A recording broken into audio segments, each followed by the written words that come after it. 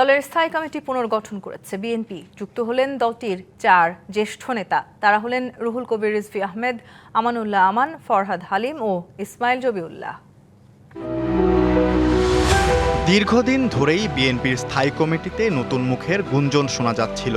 অবশেষে এতে যুক্ত হলেন 4 জন। নতুন 4 জন সহ এখন সর্বোচ্চ নীতি নির্ধারণী এই ফোরামের সদস্য সংখ্যা দাঁড়ালো 17 জনে।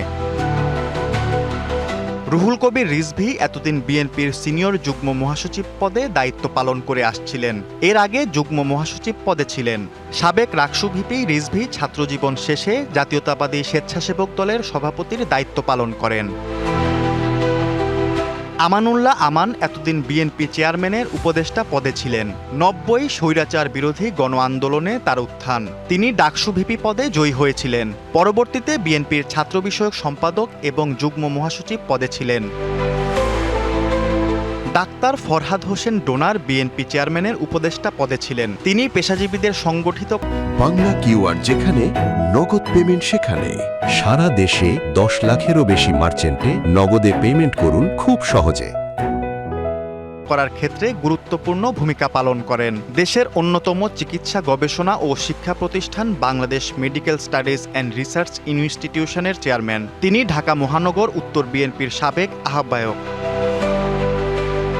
আর ইসমাইল জবিউল্লাহ বিএনপি চেয়ারম্যানের উপদেষ্টা পদে এতদিন দায়িত্ব পালন করে আসছিলেন। তিনি সরকারের জনপ্রশাসন উপদেষ্টা পদে রয়েছেন।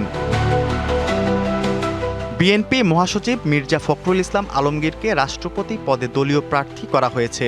নির্বাচিত হলে তাকে দলীয় পদ ছেড়ে দিতে হবে। সেক্ষেত্রে সর্বোচ্চ নীতি নির্ধারণী ফোরামে নতুন করে 3 জনের যাওয়ার পথ খুলবে।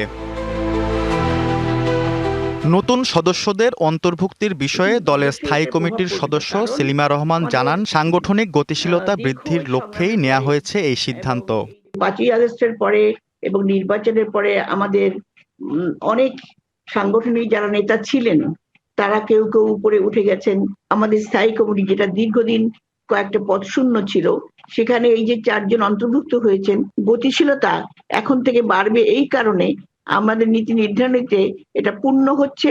আগামী দিনে আমাদের সমস্ত সংগঠনগুলা ঠিক একইভাবে পূরণ হয়ে আমাদের দল আরো শক্তিশালী হবে। তিনি আশা করেন নতুনরা তাদের মেধা ও বিচক্ষণতার মাধ্যমে দল ও জনগণের পক্ষে গুরুত্বপূর্ণ সিদ্ধান্ত গ্রহণে অবদান রাখবেন।